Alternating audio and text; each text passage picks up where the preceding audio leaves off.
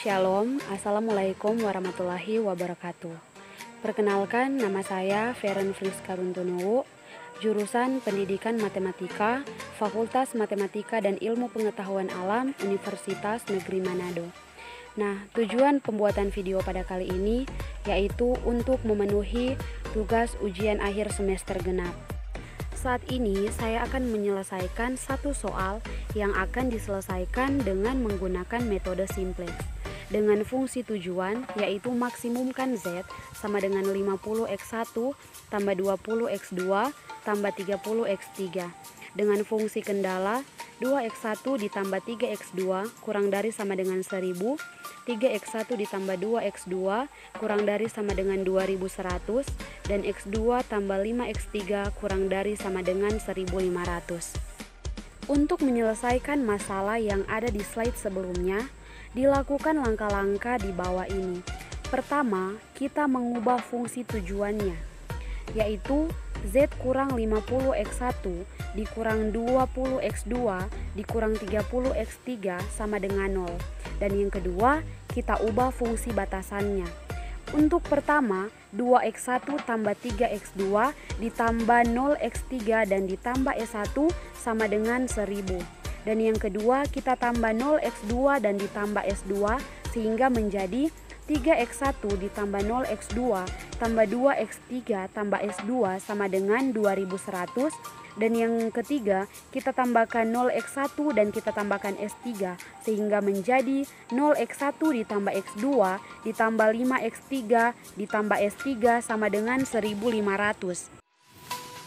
Kemudian kita masukkan setiap koefisien variabel ke dalam tabel simplex sehingga tabel tersebut menjadi seperti yang ada pada gambar. Setelah itu kita tentukan kolom kunci atau kolom pivot. Lihat baris Z, lihat nilai yang terkecil. Pada contoh di atas, nilai negatif yang terbesar adalah min 50 pada kolom X1. Jadi, kolom X1 adalah kolom kunci atau kolom pivot. Setelah itu, kita tentukan baris kunci. Baris kunci diketahui dari nilai indeks atau rasio yang terkecil.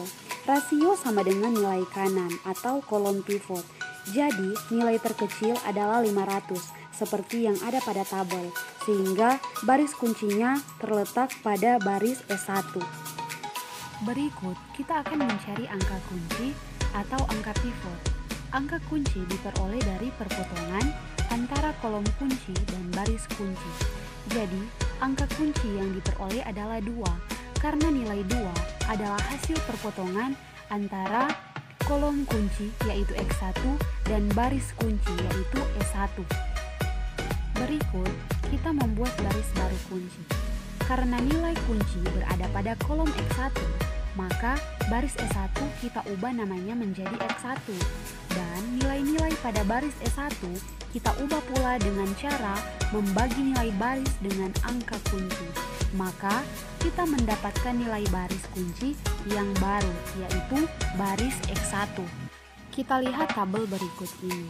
Tabel berikut ini adalah nilai baris kunci yang baru, yaitu X1, di mana S1 telah diubah namanya menjadi X1 dengan hasil sebagai berikut seperti yang tertera pada tabel yang diberikan ini.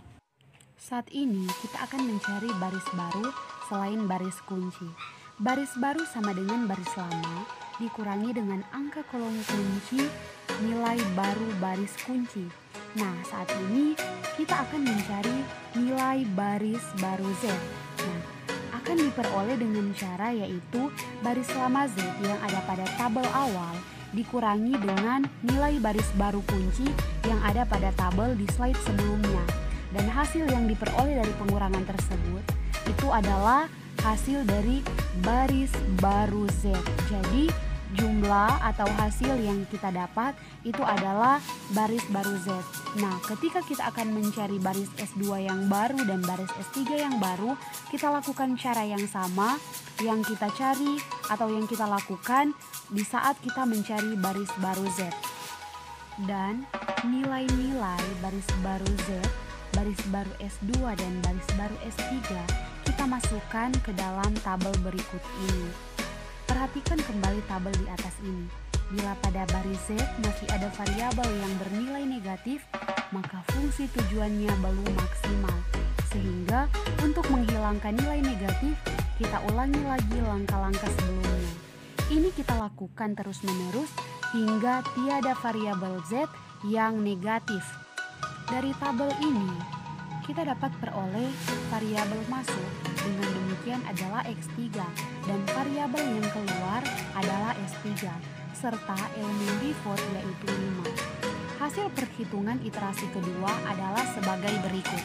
Kita lihat tabel berikut ini. Tabel ini adalah hasil perhitungan iterasi kedua.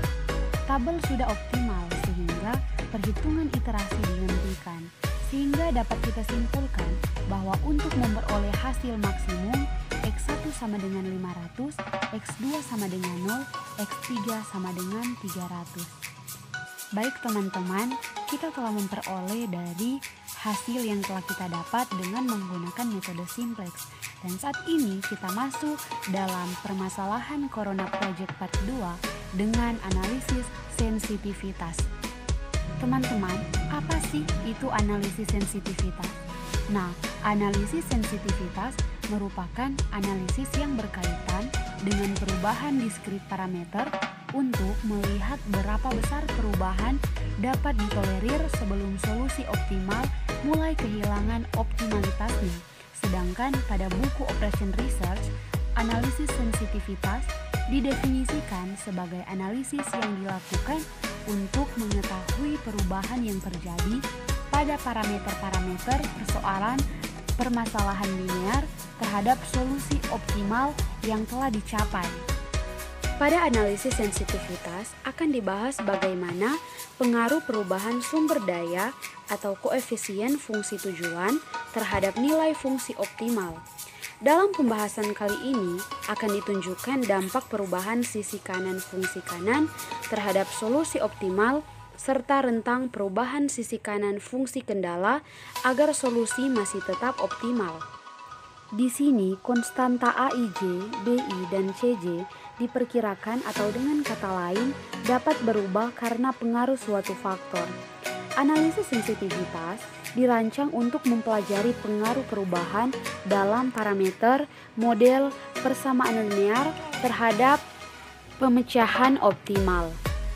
Tujuan akhir dari analisis ini adalah untuk memperoleh informasi tentang pemecahan optimal yang baru dan yang dimungkinkan dengan perhitungan yang minimal.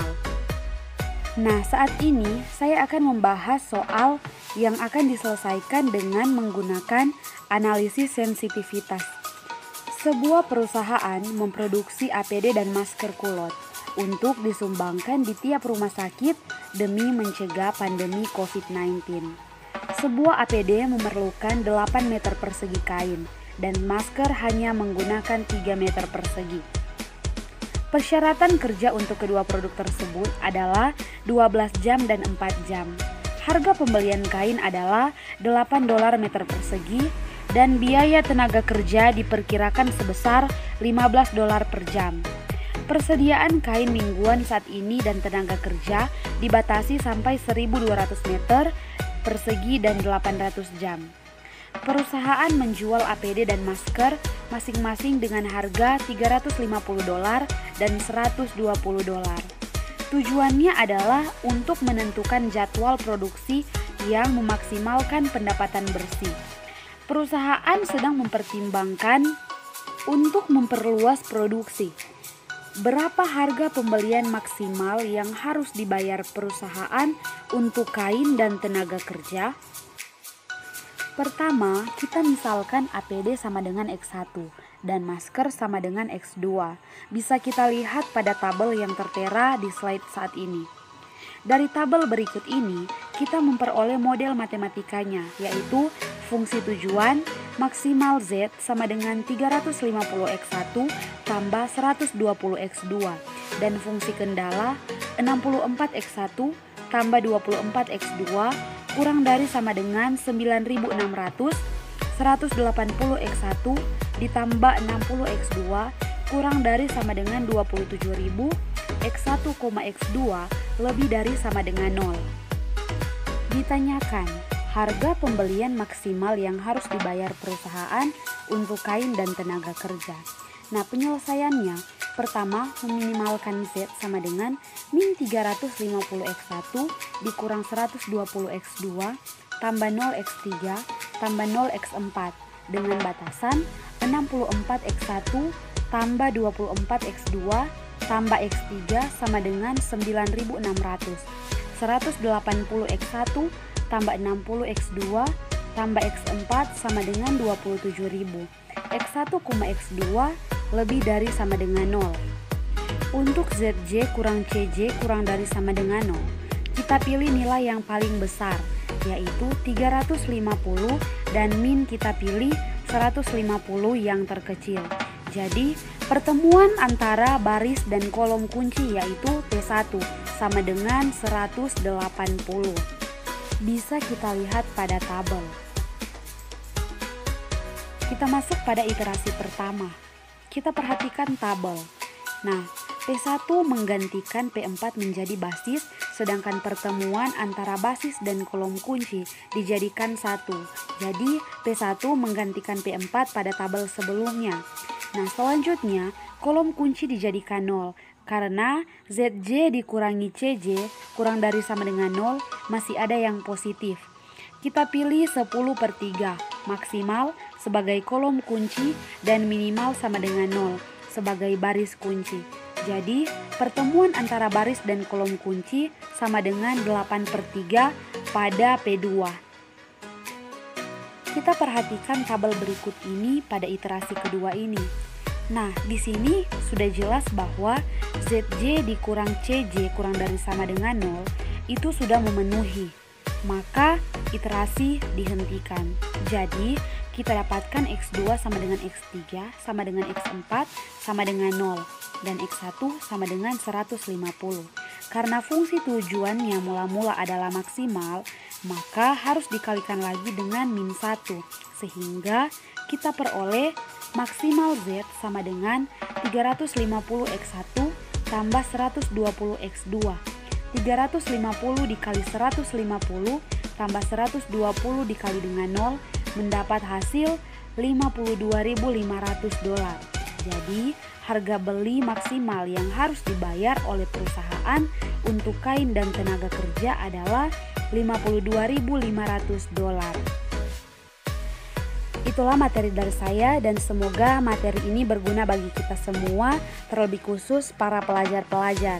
Dan saya mengajak kita untuk selalu menjaga kesehatan kita dengan memakai masker, menjaga jarak, dan selalu makan makanan yang bergizi, dan jangan lupa juga berolahraga.